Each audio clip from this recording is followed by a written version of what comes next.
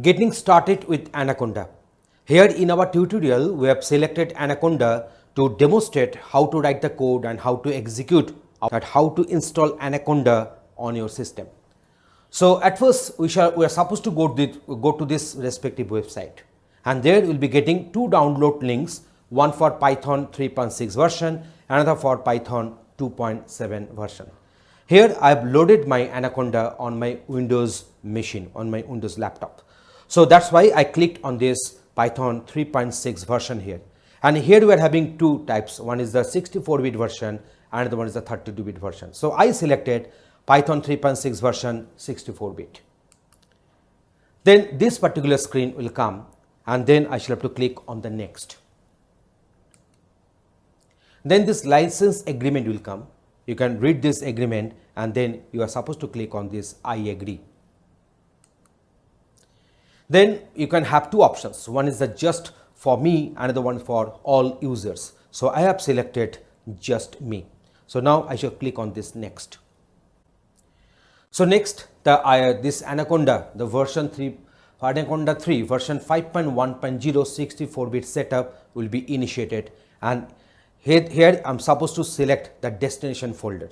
So if you want to stick with the default folder, whatever it has been decided, so you can take this particular folder, otherwise you can go for browse and select another folder there, and then click on this next, and it is showing that what is the total size it requires. It requires 2.5 GB of space available.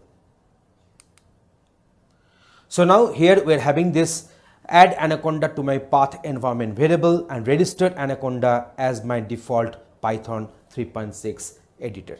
So in this way I have selected this option. Also you can select this one also, and then we are supposed to click on this install. So now the Python is getting installed, so it will go percentage wise, this progress bar will be proceeding, and in this way the installation will be obtained. You can click on the show details so that you can get the idea what are the files in which destination folders are getting loaded, are getting installed. Then installation complete will be obtained, and here you see the full progress bar has been filled up. So installation has been completed. You can go for the show details, and then you can click on the next.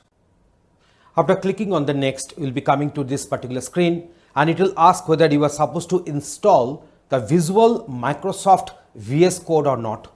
If you require to install that one, you can install it. Otherwise, you can go for the skip. So here this is the final screenshot we have provided you. So now in this particular screenshot, it has been told that the Anaconda has been installed successfully, and it will be the default Python editor.